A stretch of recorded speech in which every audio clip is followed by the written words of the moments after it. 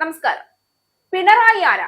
Communist പ്രസ്ഥാനത്തിന്റെ തലതൊട്ടപ്പനും സാധാരണക്കാരന്റെയും തൊഴിലാളി വർഗത്തിന്റെയും party എന്ന പേരിൽ അവഗണിക്കപ്പെടുന്ന, അവകാശങ്ങൾ നിഷേധിക്കപ്പെടുന്നവന്റെ പാർട്ടി എന്ന നിലയിൽ വളർന്നു വന്ന, കട്ടൻ ചായയിലും പരിപ്പുവടയിലും രക്തഹാരത്തിലും ലാളിത്യം കണ്ട പാർട്ടി എങ്ങനെയാണ് പിണറായി എന്ന വ്യക്തി ആരാധനയുടെ മാത്രം ക്ഷേത്രമായി മാറിയത്?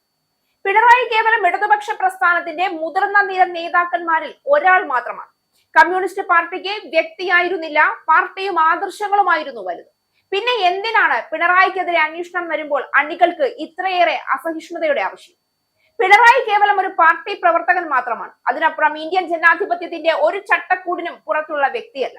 പ്രധാനമന്ത്രി ആയിക്കോട്ടെ, രാഷ്ട്രപതി ആയിക്കോട്ടെ, ഇന്ത്യയിൽ ജീവിക്കുന്ന ഏതൊരു സാധാരണ പൗരനായിക്കോട്ടെ, ഇന്ത്യൻ ജനാധിപത്യത്തിന്റെ, ഇന്ത്യൻ ഭരണ സംവിധാനത്തിന്റെ നിയമങ്ങളുടെ പാതയിൽ സഞ്ചരിക്കേണ്ട വ്യക്തി തന്നെയാണ്.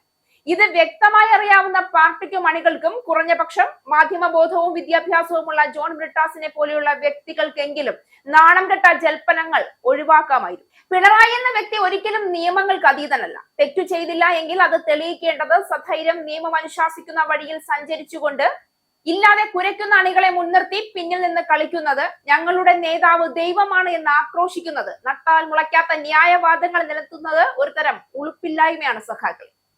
മുൻ മുഖ്യമന്ത്രി പിണറായി വിജയന്റെ വീടുകളിലേക്കുള്ള ED പരിശോധനയും അതിനു പിന്നാലെ CPM നേതാവ് കോടിയേരി ബാലകൃഷ്ണന്റെ മകൻ ബിനീഷ് കോടിയേരി ഉൾപ്പെടെ കമ്മ്യൂണിസ്റ്റ് നേതാക്കൾ നടത്തിയ സോഷ്യൽ മീഡിയ പ്രതികരണവും രാഷ്ട്രീയ ചർച്ചകളെ കൂടുതൽ ചൂടുപിടിപ്പിച്ചിരിക്കുകയാണ്.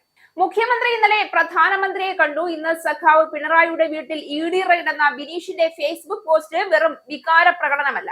കേരളത്തിലെ ഇപ്പോഴത്തെ രാഷ്ട്രീയ അവിശ്വാസത്തിന്റെ പ്രതിഫലനമായാണ് പലരും അതിനെ കാണുന്നത്. ബിനീഷിന്റെ ആരോപണത്തിന്റെ കേന്ദ്രത്തിൽ നിൽക്കുന്നത് മുഖ്യമന്ത്രി VD സതീശനും പ്രധാനമന്ത്രി നരേന്ദ്രമോദിയും തമ്മിലുള്ള കൂടിക്കാഴ്ചയാണ്. ആ കൂടിക്കാഴ്ചയ്ക്ക് പിന്നാലെ തന്നെ ED റെയ്ഡ് നടന്നത് യാദൃച്ഛികമാണോ എന്ന ചോദ്യമാണ് അദ്ദേഹം ഉയർത്തുന്നത്.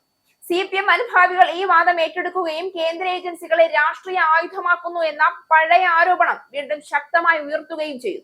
ബിനീഷിന്റെ പോസ്റ്റിനു താഴെ നല്ല ക്യാപ്സ്യൂൾ എന്നാണ് ഒട്ടുമിക്ക പേരും കമന്റ് ചെയ്തിരിക്കുന്നത്. ഉപ്പതിന്നവൻ വെള്ളം കുടിക്കും, മടിയിൽ കനമില്ലാത്തവൻ പേടിക്കേണ്ടല്ലോ എന്നീ കമന്റുകളും പോസ്റ്റിന് താഴെയായുണ്ട്. പിണറായി വിജയന്റെയും മരുമകനും ബേപ്പൂർ MLA മുഹമ്മദ് റിയാസിന്റെയും വീടുകളിലാണ് ED പരിശോധന നടക്കുന്നത്. പിണറായി വിജയന്റെ കണ്ണൂരിലെ വീടിലും തിരുവനന്തപുരം ബേക്കറി ജംഗ്ഷനിലെ വാടക വീട്ടിലുമാണ് പരിശോധന. റിയാസ് വീട്ടിൽ ഇല്ല എന്നാണ് വിവരം. CMRL ഓഫീസിലും ശശിധരൻ കർത്തയുടെ വീട്ടിലും പരിശോധന ഒരേ സമയം നടക്കുന്നുണ്ട്. ഈ സംഭവത്തെ മനസ്സിലാക്കാൻ കേരളത്തിലെ കഴിഞ്ഞ കുറെ വർഷങ്ങളിലെ രാഷ്ട്രീയ പശ്ചാത്തലം കൂടി നോക്കേണ്ടതുണ്ട്.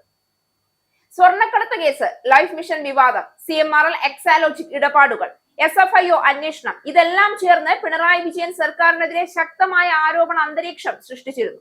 അതിനിടെയാണ് ഇപ്പോൾ ED റെയ്ഡ് നേരിട്ട് മുൻ മുഖ്യമന്ത്രിയുടെ വീടുകളിലും മരുമകൻ PA മുഹമ്മദ് റിയാസുമായി ബന്ധപ്പെട്ട ഇടങ്ങളിലും എത്തിയത്. ED പോലുള്ള കേന്ദ്ര ഏജൻസികൾക്ക് നിയമപരമായ അന്വേഷണം നടത്താനുള്ള അധികാരമുണ്ട്.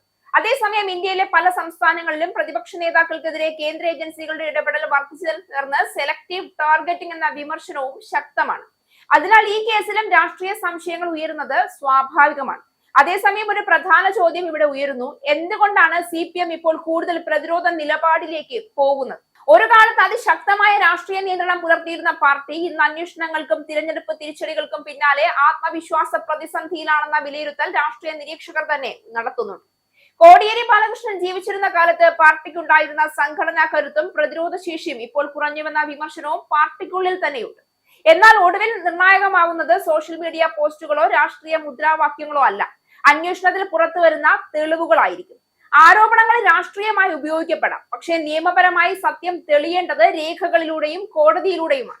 തെറ്റ് ചെയ്തില്ല എന്ന് ഉറപ്പുണ്ടെങ്കിൽ പിണറായി എന്ന ഇരട്ടച്ചങ്ങൻ ചങ്ക് വിരിച്ചുകൊണ്ട് നിന്ന് അന്വേഷണത്തെ നേരിട്ട് സത്യം തെളിയിക്കാനുള്ള തണ്ടല് വേണം ഈ അവസരത്തിൽ കാണിക്കാൻ.